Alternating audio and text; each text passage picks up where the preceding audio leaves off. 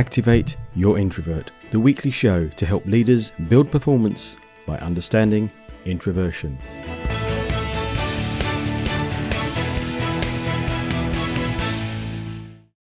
In this week's show, the Edinburgh Fringe got me thinking, Southend Football Club, the NHS COVID app, a discussion with Jonathan Bowring. Jonathan is a leadership and organisational coach who helps unlocking potential and helping people think. Question of the week: should I promote an introvert or an extrovert to team leader? A quick look at any introversial news items from this week. Football first, not something I talk about much, as it bores me.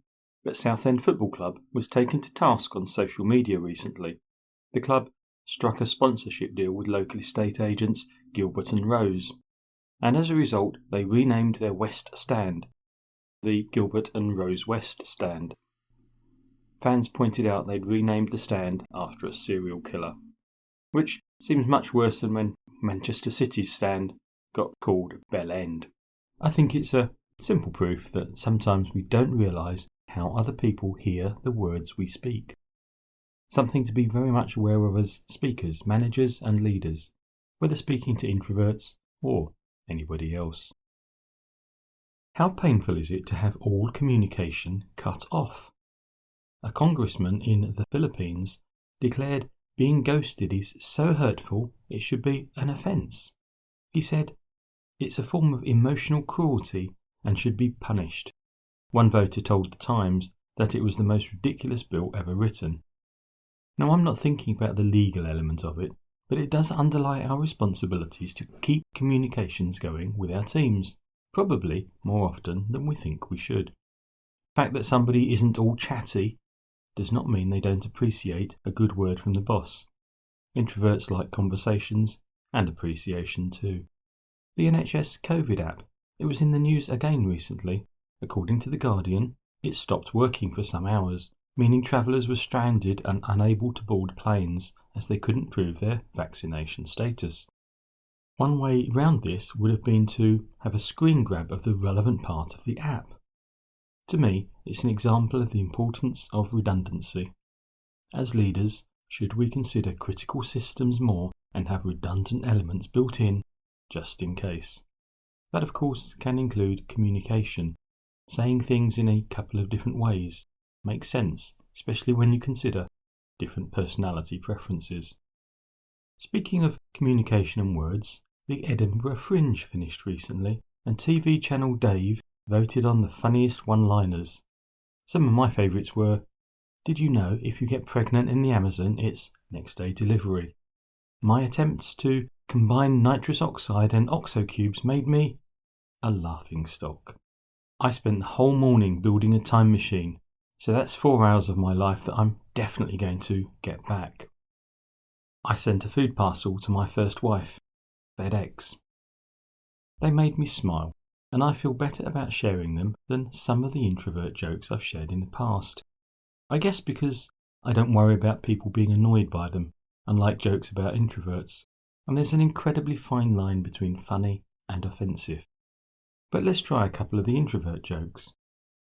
"The people that always complain I don't talk enough never seem to listen when I do." I don't actually think it's funny, it's almost too true to be funny. "What do you call a big group of people?" "A no thanks." An introvert knock-knock joke. Knock knock. How many introverts does it take to change a light bulb? Why do all tasks have to be done together? These ones annoy me as they're based on misinformation, but I still find them a bit funny. In a conference, I asked the crowd, "All the introverts raise their hands," and nobody did. Unfortunately, this is at the core of why many speakers, trainers and managers turn off large parts of their audience, as they confuse audience activity with audience engagement. And the other one that I do quite like: what is an introvert's favourite kind of tea? Subtlety. Perhaps it's time to leave the comedy to professionals and go back to a sane conversation. Let's chat with Jonathan.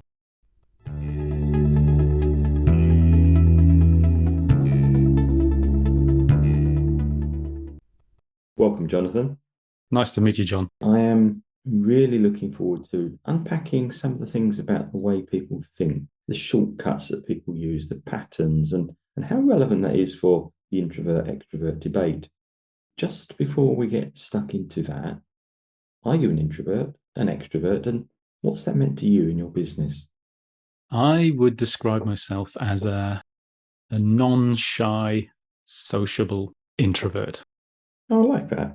What effect has that had on you and business? That's interesting. It means that I'm okay standing on a stage addressing a large crowd, but perhaps that I have that introvert superpower of working one-to-one also when I'm coaching people, where I do love to go deep with an individual as well as working with groups. Yeah, that's quite interesting, as you say, because I know lots of introverts that can, as you say, go deep and go into the detail with groups or individuals, but also this, let's call it myth that introverts are all shy people who wouldn't want to go on stage. And many introverts that I know spend their entire life up on stage and are certainly not shy. But they do need to recover from such situations in a different way to extroverts, which is quite interesting. Mm. Yeah, I mean, I see stage as more of it's performing. It's a role. It's a jacket you can put on. And I think that's the whole point. Certainly, when I've worked with many introverts and helping them to improve their performance, whether it's being on stage or whatever else they're doing, sometimes it's just the have a role. It helps them to go and do some of the horrid things like networking with groups of people and chatting with large bits of open small talk. Having a role, putting that jacket on, can really help them. Yeah, yeah. We were talking off air about helping people think and some of the shortcuts. Do you want to start unpacking some of that for us? Yeah, our brains work much like the rest of our bodies. We are hardwired to conserve energy. So we'll take the lift instead of the stairs if we can. We've got dishwashers and electric toothbrushes and all sorts of appliances in our houses to save energy. It's our natural tendency. And our brains are no different. We don't like to do hard thinking, the kind of cognitively demanding analytical thinking. We'd much rather save the energy and take shortcuts or rely on things that we already know, that we've already seen and experienced in the past. Okay. What does that mean then? Because you've just accused all of my audience of being lazy, which is kind of cool. But what does that mean in terms of the way that introverts are, extroverts, or other personality types? Well, yeah, I did say we're lazy, really implied that. And it's true. You are, I am, we all are.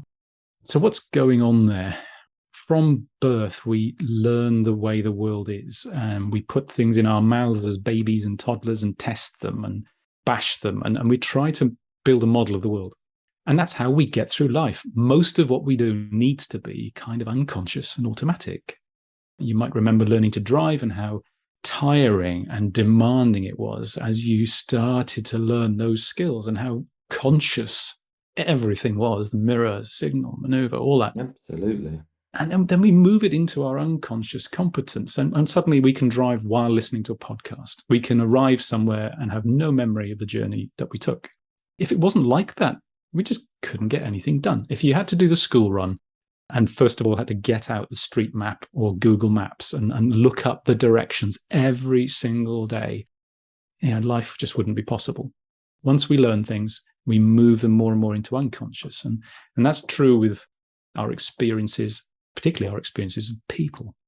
So, what you're suggesting then is that our laziness, our desire to use shortcuts, becomes embedded in the way we interpret different people's personalities, different people's meaning. Would that be fair? Yes, it is. And if you think even when you meet someone for the first time, how much information you very quickly accumulate, even in the first seconds, or even maybe even before you meet. You might know their name. You might know where they studied or worked. When you meet them, you get a sense from how they shake your hand or don't, or their size or their voice tone, or whether they seem distracted or engaged.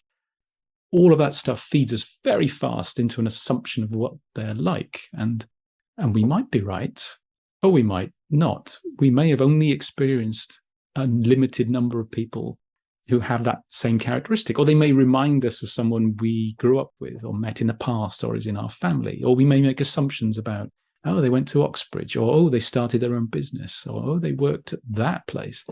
Lots of those things call on established patterns in our brains and are a lazy shortcut that can help us just quickly figure out who we're dealing with. I mean, that was great in prehistoric times. It was necessary. If we encountered somebody in the bush, we quickly had to judge from the kind of clothing or apparel they wore or what they were carrying or the language that they spoke or didn't, whether they were going to be friendly, whether we needed to cooperate or fight or run. It's great, to make those snap judgments for survival, to protect our own. But in the modern world, the people that we encounter are so, so diverse that kind of automatic thinking doesn't serve us well, I would say. Okay, so for all sorts of reasons, we are very good at very quickly building impressions of what other people are like based on our own database, if I could put it like that, people that I've met in the past. I will go, right, I've just met this guy called Jonathan. He reminds me of this person, and this person. Therefore, he's likely to be like that. And I can do that in a nanosecond almost. However, what you're suggesting as well is that the wider the cultural net of people that we meet nowadays means that we probably don't have enough of a database to do that properly.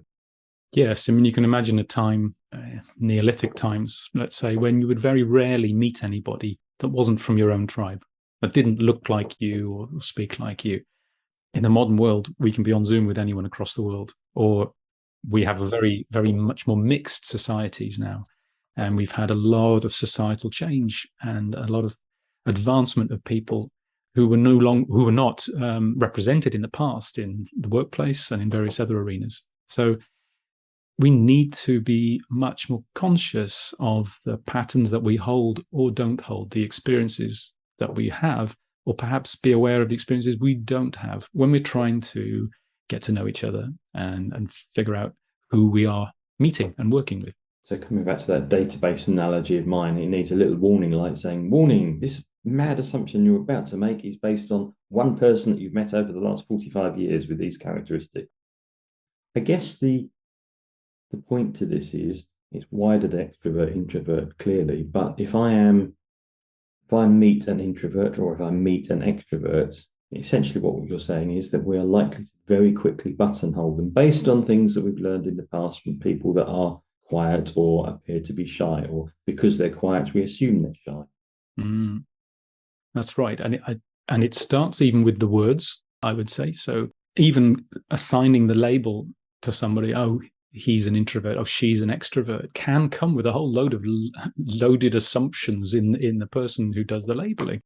Oh, introvert, oh, yes, that's right, they don't like being with people. Extrovert, oh, yeah, that's right, they're shallow. You can have those kind of loaded assumptions. So there's something that needs challenging for a start. What you've done then, you've picked out this point about many of the introvert myths, and you've just explained where they come from, in a sense, these loaded assumptions. And it works both ways. It's not just about extroverts meeting introverts and assuming. We all meet all kinds of people, and we make assumptions based on, in some cases, not a lot. So I guess the real point you're getting to is be aware of that rather than just going, oh, yeah, my assumptions were always correct. Absolutely. If somebody is in a meeting with you and they're quiet, you can make an assumption as to what's going on for them. Oh, they're annoyed with me. They're disengaged. They're not interested. They've nothing to say, or they're thinking. There are all sorts of assumptions we can make from the behavior of quiet. Now, what does quiet mean for me when I'm looking at somebody who's quiet? It depends on my own family background, my own culture, my own business experience of what quiet means. And so the same thing can happen the other way. If somebody's very vocal and very noisy, when somebody watches them, they think they're very confident, maybe, or maybe they're very nervous, or maybe they're trying to entertain, or they're enjoying the attention, or maybe they're just not thinking about anything at all. They're just thinking externally. We can make all sorts of judgments based on our own sort of learned patterns and our own experiences. I guess the important thing to take on from that is then to say, could you give us a tip for an introvert and a tip for an extrovert? So if you're an introvert and you're naturally reticent to speak early and forcefully in a gathering, be aware that people will make an assumption about you. So just think, oh yes, the people around me will be making assumptions and judgments from my external behavior, which is that I am being silent. So you may choose to, if you can screw up enough courage, jump in first at the next opportunity or slightly interrupt in a way that for many people is very natural. Or you may say, I have some thoughts on this. I'd just like to collect them up in an email and send them to you afterwards. Is that okay? So that people know you are engaged and you are processing and you have a contribution to make.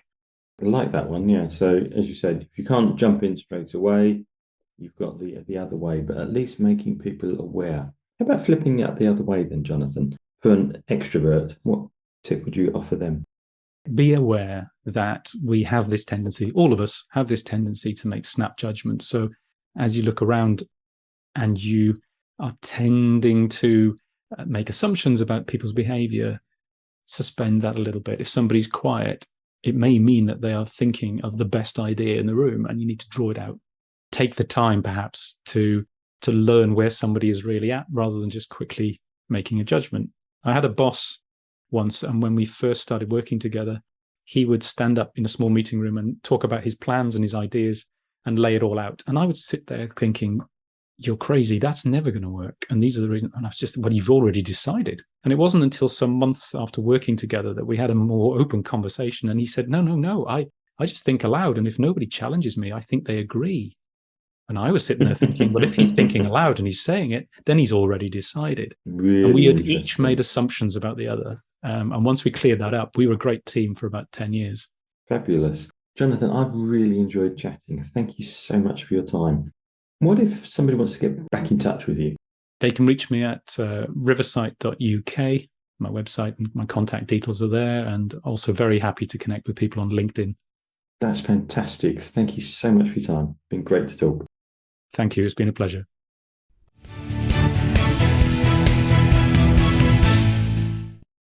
I certainly enjoyed that. Thank you, Jonathan. My takeaways? We try to save energy in our brains and simplify things. That's where shortcuts come from. We are all really lazy.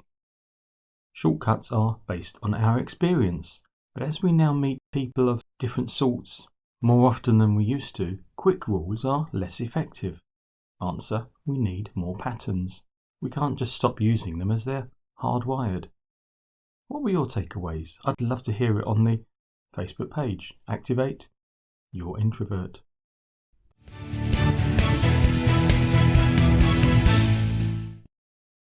What would you like to know about introversion in business? This week's question comes from Ken. Should I promote an introvert or extrovert to team leader? Simple answer, Ken. I have no idea. You'd need to consider the role and the people. But a wider question. Why do introverts make good team leaders where often people think the opposite? Number 1. Introverts are naturally observant and thoughtful and great listeners. Really good team leaders don't just talk, they listen intently to their teams, customers, and anyone else around them.